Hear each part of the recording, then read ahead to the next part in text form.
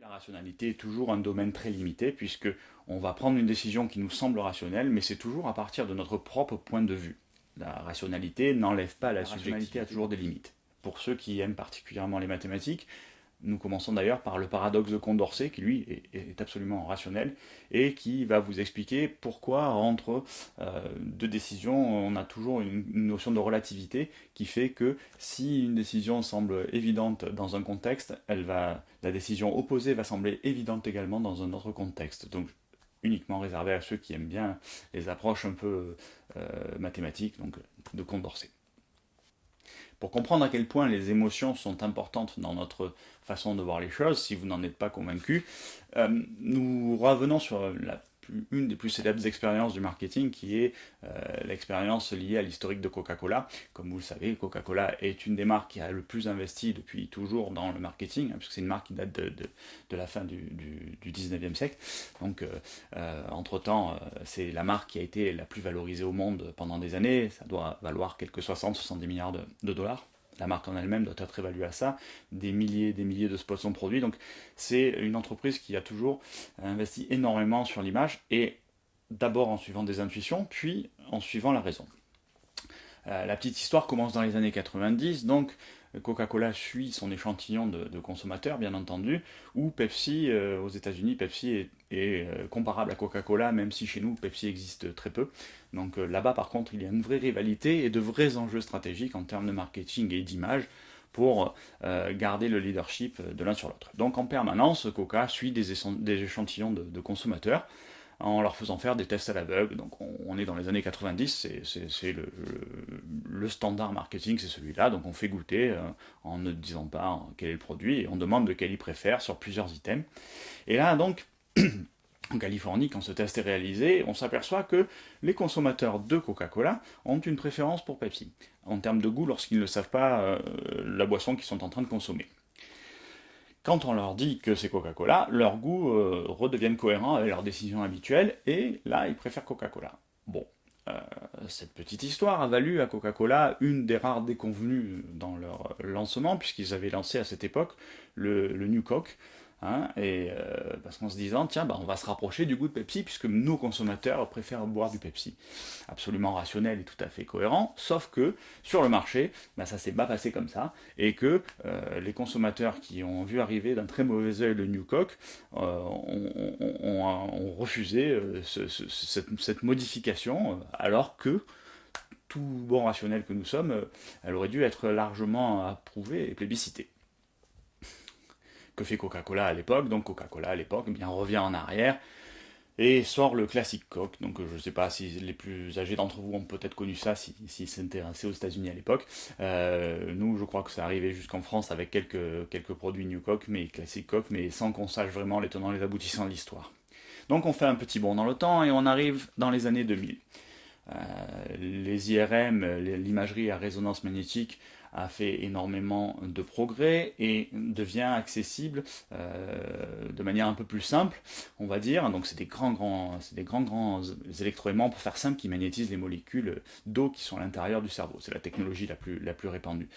C'est extrêmement compliqué à mettre en œuvre, c'est très bruyant, on ne peut pas mettre d'ordinateur à côté, c'est très compliqué. Et les progrès ont été vraiment phénoménaux à l'aune des années 2000. Et aujourd'hui, comme vous le savez, la recherche et les entreprises aux États-Unis sont extrêmement liées. Donc les universités profitent des programmes d'investissement des grandes marques pour développer des technologies et des expériences. Donc Coca-Cola bénéficie de ça en tant que grand mécène. Et un IRM dit fonctionnel, puisqu'on ne s'intéresse pas aux maladies, mais on s'intéresse à la façon dont s'activent les molécules dans le cerveau lorsque on fait telle et telle action, ou on est soumis à tel et tel stimuli. Et donc la même expérience est menée, toujours un blind test, avec des consommateurs de Coca-Cola. Et comme dans le blind test, les consommateurs de Coca-Cola ont une tendance à préférer, en termes de goût, le Pepsi. Et là, cette fois-ci, au lieu que ce soit simplement une déclaration, on constate que les zones que l'on suppose comme étant les zones centrées, les zones qui soient le plus réceptives aux sensations de plaisir, s'activent davantage lorsque les consommateurs consomment du Pepsi, sans savoir que c'est du Pepsi. Je dis pour faire simple que l'intensité de plaisir ressentie est beaucoup plus forte, ce qui confirme ce qui se faisait en blind test. Même expérience, même personne, cette fois-ci, on leur dit qu'ils sont en train de consommer du Coca-Cola ou du Pepsi-Cola. Et à ce moment-là, on retourne sur les fondamentaux. L'expérience utilisateur est vécue différemment lorsqu'ils savent qu'ils boivent du Coca-Cola. L'effet de la marque, l'effet de l'image, les convictions, les autoconvictions, peu importe, les références au passé, leur Madeleine de Proust, quoi qu'il en soit, au final, la consommation de Coca-Cola, lorsqu'ils savent que c'est du Coca-Cola, provoque davantage de plaisir que celle de Pepsi-Cola. On retourne sur les mêmes conclusions que l'expérience des années 90, sauf que cette fois-ci, on est absolument certain qu'il ne s'agit pas de fausses déclarations et d'habitude, comme on se dit, les gens se la racontent, ou ils disent que, mais en fait non. Et en réalité, c'est beaucoup plus intérieur que ça. Les travaux qui ont été faits, les efforts qui ont été faits en termes de publicité, en termes d'association d'idées, d'association d'images, sont tellement impactants que le produit n'a même plus une saveur objective pour les gens. Tout est subjectif, même ces éléments fondamentaux. Même un sommelier chevronné va être berné par une éthique. Non pas parce qu'il est incompétent, mais parce qu'il va vraiment ressentir différemment les goûts, parce que ses papilles ne vont pas lui donner peut-être la même information initiale, mais au final, elle sera traitée différemment dans son esprit, dans son cerveau. Plus clair. Petite expérience de manipulation. Je vous laisse vous asseoir. Bienvenue à l'école hôtelière de Genève. Donc l'idée aujourd'hui, c'est de vous faire déguster 4 pinots noirs de régions différentes. Vous allez les goûter les uns après les autres, me donner votre impression rapide, et puis à la fin, le meilleur des 4 et puis le moins bon. Pour cette dégustation expérimentale, il faut d'abord sélectionner 2 bouteilles contenant des vins très différents. En l'occurrence, un pinot noir suisse-allemand, jeune et peu connu, et un bourgogne millésimé 2005, reconnu pour être un excellent cru. On remplit les 2 bouteilles avec un 3e vin de même cépage, mais d'une toute autre provenance. Le même vin, de qualité moyenne, va donc se retrouver dans les 2 bouteilles, l'une à l'appellation prestigieuse, l'autre de réputation médiocre. Et pour brouiller les pistes, on ajoute 2 autres bouteilles, dont le contenu, cette fois, correspond à l'étiquette. On va commencer par un pinot noir de Suisse alémanique, qui est en 2009. On commence avec une première apprentie dégustatrice.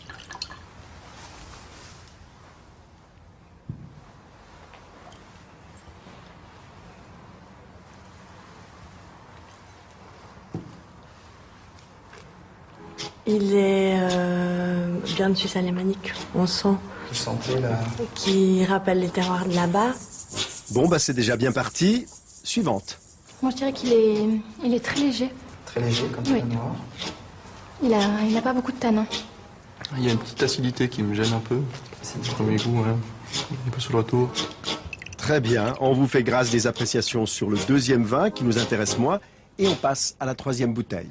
Donc le 3e va être un Gevrey-Chambertin, un premier cru en Bourgogne, 2005. Ce grand Bourgogne qui, rappelez-vous, est exactement le même vin que celui de la première dégustation.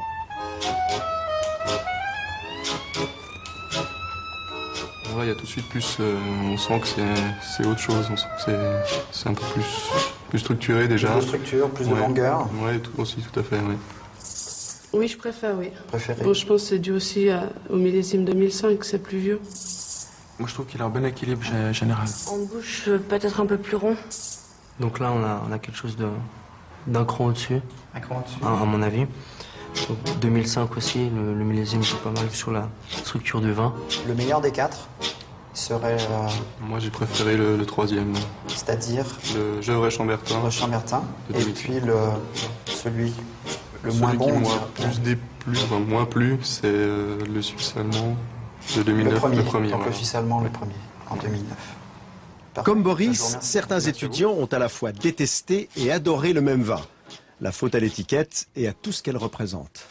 Le premier, c'était un vin de Suisse alémanique. Donc on peut dire peut-être des préjugés négatifs parce qu'on ne connaît pas le produit. À l'opposé, le Gevrey-Chambertin, c'est un des vins les plus connus au monde. qu'on soit expérimenté ou pas, et on va se laisser influencer. Donc on va mettre dès le départ la barre un petit peu plus haut avec cette étiquette. Je pense que tout le monde peut se faire avoir, qu'on soit bon ou mauvais. Et en l'occurrence ici, vous aviez d'excellents étudiants, mais que ce soit ces étudiants-là ou d'autres personnes, on peut très bien se faire avoir avec cette présentation, cette mise en scène des étiquettes. Bon, allez, il est temps de leur dire la vérité. Mais en réalité, il y avait 2 fois le même vin dans ces bouteilles.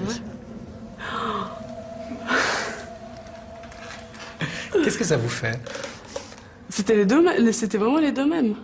Ok. C'est pas possible. Si, c'est possible. Vous êtes sûr? Oui, je suis sûr. C'est fou. Ça vous semble fou? Ouais. Ça fait peur un peu. Le manque d'objectivité par rapport à ça c'est étonnant. Vous, Boris, vous êtes plutôt du genre influençable dans la vie?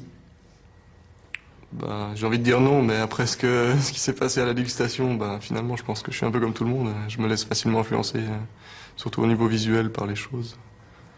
J'essaye de garder un peu d'authenticité dans mes choix, mais c'est pas toujours facile. Et même après avoir découvert la supercherie, nos spécimens ont encore de la peine à croire qu'ils ont dégusté 2 fois le même vin. Pour eux, il y avait réellement une différence de goût. Et ça me surprend parce qu'il y avait quand même une différence pour moi entre le premier, donc le pinot noir. Le Hallower suisse allemand. Exactement, et le chambertin pour moi était vraiment différent. C'est vrai que j'ai pas l'impression qu'ils avaient vraiment le même goût et le même nez, donc ça perturbe un peu. Ce phénomène de goût altéré, Ilke Plasman le connaît bien. En 2008, cette chercheuse allemande a procédé à une expérience similaire à la nôtre. Sauf qu'elle, elle a testé l'influence non pas de l'étiquette, mais du prix sur l'appréciation d'un vin.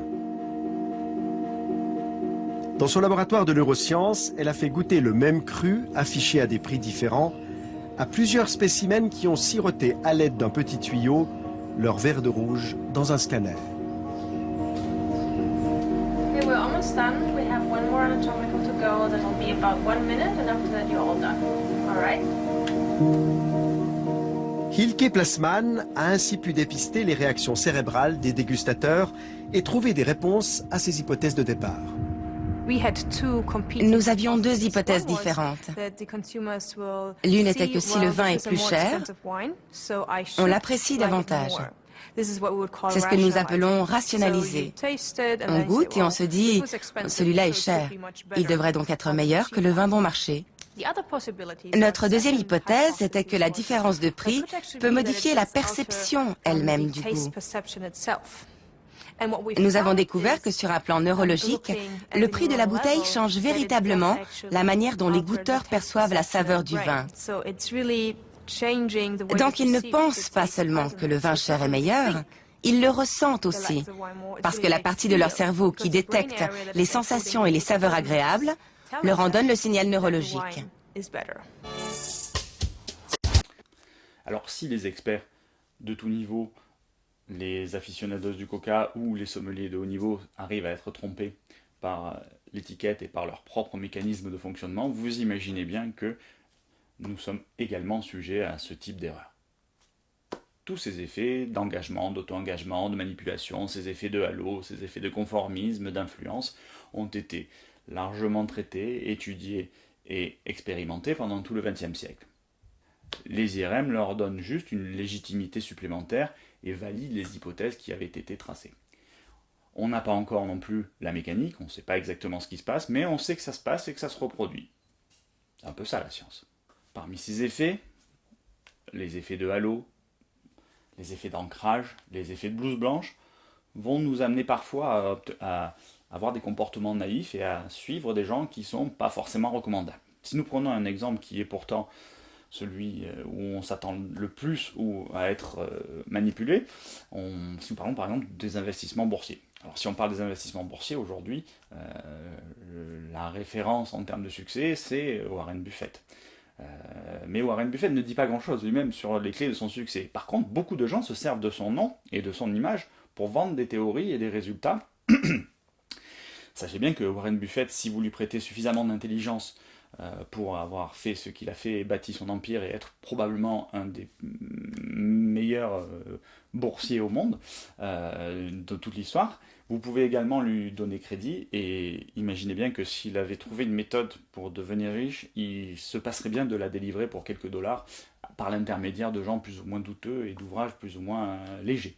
Donc, pourtant, n'empêche que beaucoup de gens achètent ça. Jadis, quand j'étais dans une école de gestion et de management, réputée grande école, nous avions une matrice de raisonnement pour étudier la finance qui était fondée sur des rendements annuels demandés par les Américains entre 18 et 25%. Les rendements, les retours sur les actions, hein, je parle du ROE, hein, comme on dit dans ce langage-là. Personne ne contestait, tout le monde pensait que c'était beaucoup, mais sans aller plus loin. Et en fait, si on cherche bien d'où vient cet ancrage de ces 20% de rendement, eh bien une seule personne a réussi à faire ça sur des placements réguliers, des rendements sur des actions investies en bénéfices, en dividendes annuels.